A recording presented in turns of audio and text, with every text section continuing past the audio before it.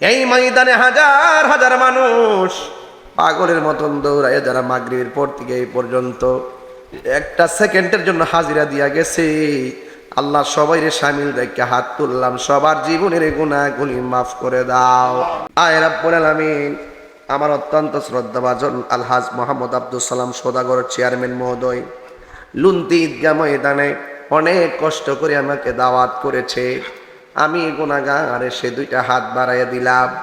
যারা টাকা দিয়ে পয়সা দিয়ে ঈদগার মাঠটা করেছে, সবার জীবনের গুনাহগুলি মাফ করে দাও। এই ময়দানে হাজার হাজার মানুষ পাগলের মতন দৌড়ায়, যারা মাগরিবের পর থেকে এই পর্যন্ত একটা সেকেন্ডের জন্য হাজিরা দিয়া গেছে। আল্লাহ সবাইরে শামিল দেখে হাত তুললাম, সবার জীবনের গুনাহগুলি মাফ করে দাও। জানি না কার জানে আব্বা নাই, কার জানে আম্মা নাই। ওই আব্বা আম্মার জীবনের গুনাহগুলো মাফ করে দাও।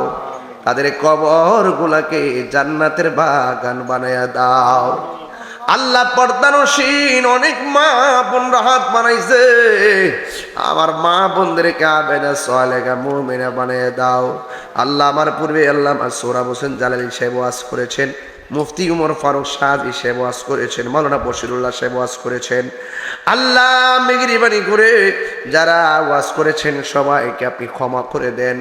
আল্লাহ তাদের জন্য সুন্নিয়তের ময়দানকে আরো বাড়ায়া দেন। বাতিলদের কবল থেকে আমাদের ঈমানকে হেফাজত করো। আল্লাহ এই মাহফিলটা কিয়ামত পর্যন্ত তুমি কবুল করো। বিদেশের বাড়ি থেকে যারা দোয়া চেয়েছেন, আল্লাহ প্রবাসীর সবার মনের আশা তুমি পূরণ করো। মায়ের সন্তান আবার মায়ের কোলে ফিরাইয়া দিও।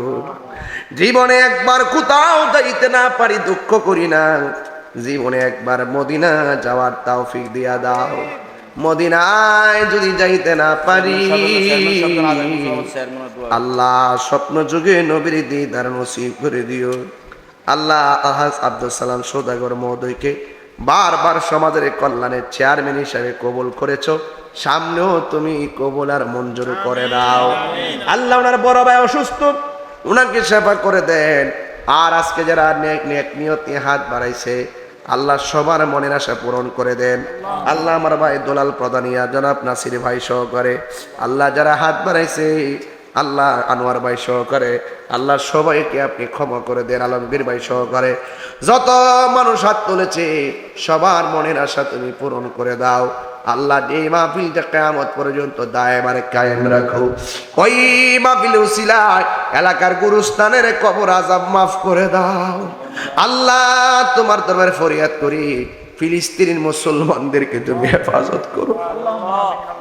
ইসরায়েলের গুন্ডা বাহিনীকে তুমি ধ্বংস করে দাও। আল্লাহ যারা বোঝে না বোঝার তৌফিক দিয়ে দাও। আল্লাহ ঈদগার জন্য অনেকে দান করেছে, আল্লাহ আপনি কবুল করে নেন। আর মরণের কালে সবার জবানে মধুর কালিমা জারি করে দিয়েন, লা ইলাহা ইল্লাল্লাহু মুহাম্মাদুর রাসূলুল্লাহ।